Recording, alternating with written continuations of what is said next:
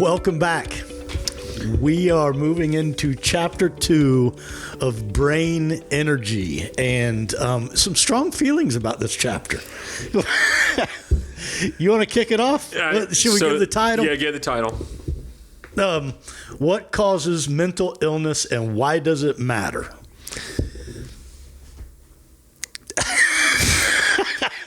So the chapter seemed frustrating to me in that it would talked about the same things over and over kind of again, and you ever feel like you read a chapter in a book or you read a lot of pages in a book and you go, I could have summed that up in about 30 seconds flat, but yet you wasted an hour and a half to 2 hours of my life. Yeah. You know what I mean? So probably the first chapter in a lot of these books that I've read in a while that I just was like, get to your point, because he could have summed it up, I think, with Occam's razor, right? And we'll talk about that in a second. But so the book is starting to say, trying to paint a picture of how it is incredibly hard it is to figure out what causes mental illness. Spit it out, man. To figure out what causes mental illness. I mean, that was what he was trying to point it out, that it's extremely difficult, and that, symptoms alone don't determine mental illness. And I think that was understood already by a majority of people. I don't know if that was... Well, so I'll share with you the phraseology of frustrated. It's like at the end of it, it's like, to your point, why did I just go through that? But in reflection, I think it's necessary to kind of lay out the groundwork of why mental health is so difficult. He gets into a bunch of different analogies throughout the chapter. One of them we were just talking about was it's causation or correlation, and one group has a runny nose, one group has sore throat, another group has both. What's the cause? He did one example where he talked about a fever, and in the fever there's a certain part of the brain that becomes active, I guess, right. That they can measurably see is active. And if you interpret that data the wrong way, you'll end up thinking that they have brain damage or brain disease. Or that it was a chemical... He said something that it was a chemical issue, that issues of the brain are caused by chemical imbalances, and right. And that's not when it's a fever from a virus. I guess that was the whole thing. He could have summed it up by saying, "Hey, really, you can't just look at a lot of symptoms and determine what it is causes mental illness." And I think that maybe early on in the chapter was one of the highlighted things. He talks about PTSD, and he said, but only 1 in 15 people who experience such trauma end up developing PTSD. So he's kind of painting a picture that trauma in itself doesn't create PTSD, or PTSD is not created by trauma, right? Right. So you in the brain, you have a lot of these different symptoms, but I guess maybe it's on the heels of doing the great cholesterol myth, that it's the same thing in heart attacks, right? I mean, heart attacks are eventually caused by the root cause you would seem to think would be insulin resistance, but it goes 6 steps further down the line when you really want to think about that. What did he call it? A cascade of symptoms? Right. So to your point, he used the obesity causes heart attacks angle, and he said, well, that's not true, because then people have them too.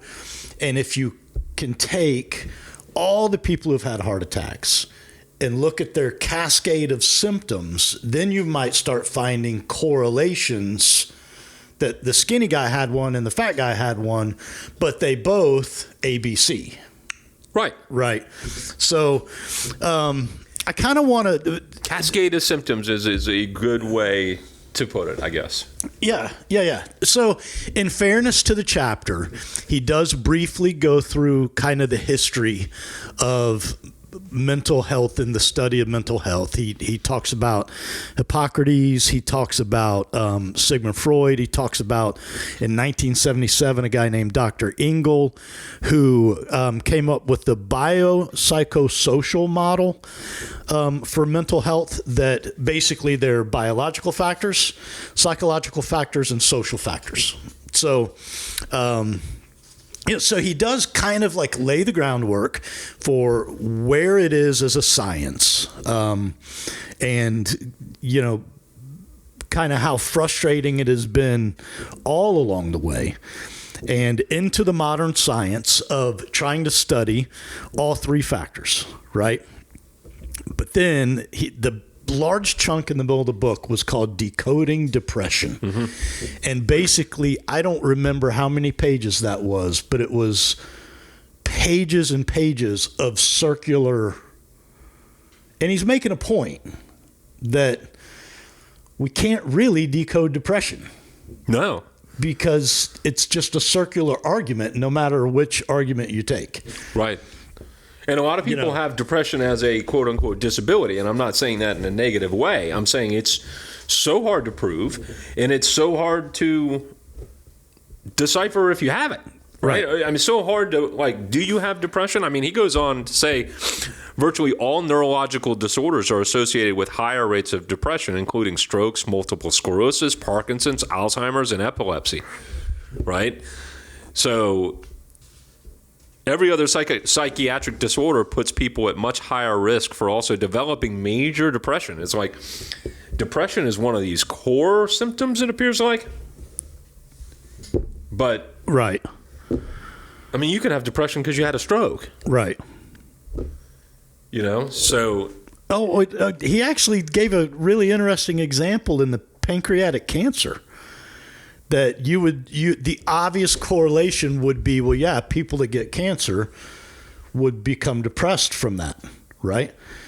But he said there's data that demonstrates that a certain population of depressed people end up getting pancreatic cancer. Why pancreatic? I have no idea.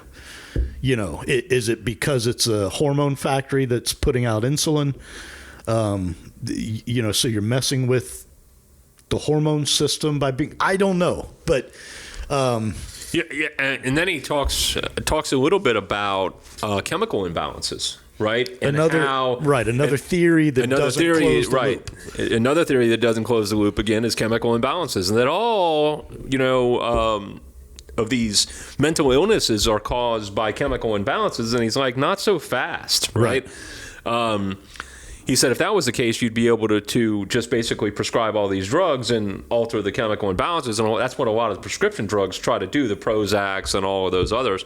They try to affect the neurotransmitters. And for a short term, that might be let's get you out of state of depression. And he goes, there's the one case about, I guess, the guy whose wife left him at a critical period of time. Oh, yeah. And you put him on a antidepressant and you get him through that state, and then he's good to go forever. He's good to go forever.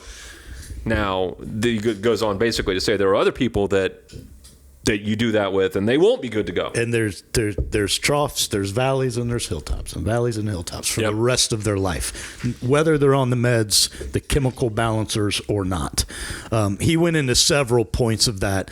I won't read them all, but he's like, what causes a chemical imbalance in the first place? Are you born with it? If you're born with it, why aren't you depressed from day one? Right. So all of the you ever seen a depressed baby? No. No. So again, man, it was kind of a frustrating chapter to read, but kind of understanding the history and understanding that every time we think we have a breakthrough, whether it's the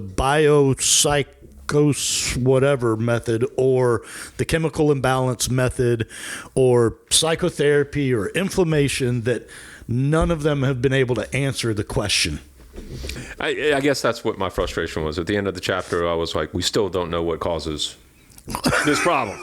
So maybe we got a lot of symptoms. We got a lot of theories. I mean, he talked about the learned helplessness theory. Learned helplessness theory is that people basically learn that they can't affect the outcome of their change, Right. and thus they are just I become depressed because I'm like Eeyore. The world doesn't like me. You know, I mean that's learned helplessness, right? He talks about cognitive behavioral therapy. I've heard of this one, CBT. This therapy is based on the belief that when people are clinically depressed, it's likely because their thoughts are based not so much on the reality of their current situation as is on the helpless mindset of developed in the past. That's people like to live in the past and that their future will never change. It will always be the same just because of the way they've learned that. You know, it's rained 26 days in a row. It's going to rain tomorrow. Right. You know, talked about antidepressants a little bit. You know, that basically, again, fixing the chemical imbalance is neither here nor there. To your point, inflation would cause me depression today. That's for sure. But Right. Occam's razor. You've mentioned Occam's razor several times before. You want to talk a little bit about that theory? So yeah, Occam's razor is basically the theory that the most obvious answer is likely the right answer. Mm-hmm. Right. He uses an example where a guy shows up and he's got, a headache, the runny nose, and the sore throat, and Occam's razor would tell you there's one thing causing them all, whereas you could theorize that the sore throat was from event A and the runny nose is from contact with substance B, and the headache is because his wife hit him in the head yesterday. Right. So basically you would come in with a collection of symptoms, and Occam's razor is, what do all those symptoms have in common? That's the most likely. So is answer. that really the whole? That's where he's leading with this. Is you mentioned the cascade of symptoms? Is that where this is leading? Is that? I think, because if you read how he closes the chapter, as you will learn, this is literally the last two sentences. As you will learn, all of this research has already taken place. The evidence has been gathered. It's just no one has put it all together. That's what this book does. Okay. So I'm still really I had no excited hope, for the and now book. I have hope. Right. I felt like that whole chapter was like, yep, all these theories still don't know what causes mental illness. Yep. And to the point, he is talking about the cascade right above it, the cascade of events that lead to mental illness. And he's saying that we have all the data, just no one has put it together. And so he leads into chapter 3, the title, Searching for a Common Pathway. That one should be good. It was frustrating, but I did enjoy it, that chapter. I know. But understanding... I want answers. Understanding the difficulty of getting those answers for hundreds of years. I understand, but it's to me, it's no different than any other area of medicine. It's no different than any other area. But it is in one main way, right? We can't have the random controlled testing. Or does anyone else give this group this virus, give this group the placebo, see what happens? I beg to differ. I beg to differ. We have had that issue in nutrition all along. Now, we might have it in drugs where you have a legitimate control group, but... No, but you can't subject a group of people to child abuse and then study that effect on depression. No, but my point regarding nutrition is it's hard to follow 500,000 people, and you can't keep them in one building and make sure they all eat the same food and they all have the same environment. That's where I was making that connection. Okay. It's the same. Yeah, you can't subject somebody to child abuse. No. But the same thing happens in the nutrition world. It feels like in a lot of these areas we need to throw out symptoms as I even saw something on Twitter yesterday. It was like 580,000 prescription drugs. Not one of them designed to cure anything. So, I mean, all symptomatic. All symptomatic. Not one of them cures. 580,000. Tylenol for the fever. Right. And that feels, maybe it's on the heels of that I became a little frustrated reading this chapter. I'm like, yeah, dang it. It's all they do. It is. They don't fix anything. And it's no different in mental illness. Here's a pill. Sorry, my rant again. All right, I'm interested. Do you need to see a therapist for anger management? Some SSRIs. If I come back mellow tomorrow, you know why. All right, Dr. Palmer, it's a good read so far. We look forward to diving in further. Brain energy, questions, comments, concerns, hit us at snackcast@yes.fit. Stay moving. See ya.